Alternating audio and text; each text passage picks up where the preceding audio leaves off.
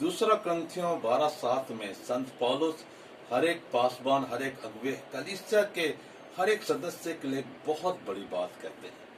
हमको बहुत से परमेश्वर पिता वरदान देते हैं कि हम उसकी महिमा के लिए उनका उपयोग करें, प्रकाशन देते हैं वचन का, बहुत सी बातों का।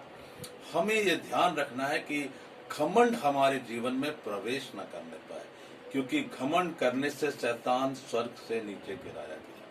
मुझे और आपको ये हमेशा ध्यान रखना है। तो संत पौलुस हमें कह रहे हैं कि मैं प्रकाशनों की बहुतायत से फूल ना जाऊं। और उसके आगे फिर एक बहुत अच्छी बात है कि परमेश्वर ने मेरे शरीर में, देह में एक कांटा चुभाया। मैंने प्रभु से 3 बार विनती की कि प्रभु ये कांटा मेरे शरीर से अलग कर दे, परंतु प्रभु ने कहा नहीं, मेरा अनुग्रह तेरे लिए बहुत है, क्योंकि मेरी सामर्थ निर्बलता में सिद्ध होती है। इसलिए मेरे प्रियो, जब जब हम निर्बल हों, परीक्षाओं में पड़े, हम परमेश्वर की शरण में जाएं, उस पर भरोसा रखें।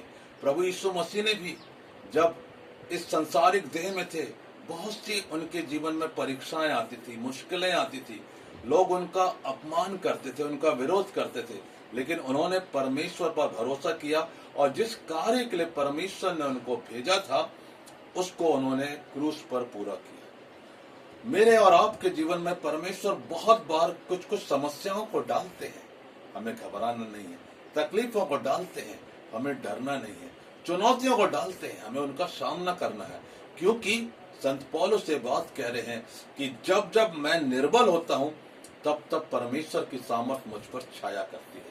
इसलिए मुझे और आपको जब परमेश्वर की सामर्थ को अपनी जिंदगी में महसूस करना है, तो आइए हमारे जीवन में जो जो परीक्षाएं हैं, समस्याएं आती, कठिनाइयां आती हैं, परमेश्वर पर भरोसा करके, विश्वास करके उनका दृढ़ता से सामना करें। वो प्रभु यीशु मसीह जो जीवन में आए तूफान आंधी को अपनी वाणी से शांत कर सकते हैं, वो हमारे भी जीवन की मिनिस्ट्री को, सेवकाई को कमजोर नहीं पड़ने देंगे। हमें आगे और आगे बढ़ने में निरंतर अगुवाई करेंगे। बस हमें उसी खुदावंत पर, उसी प्रभु यीशु मसीह पर जो जीवन की चट्टान है, हमेशा भरोसा रखना होगा। खुदावंत प्रभु यीशु मसीह आपको वचन के द्वारा बहुत बहुत बरकतों से परिपूर्ण करे। आमीन।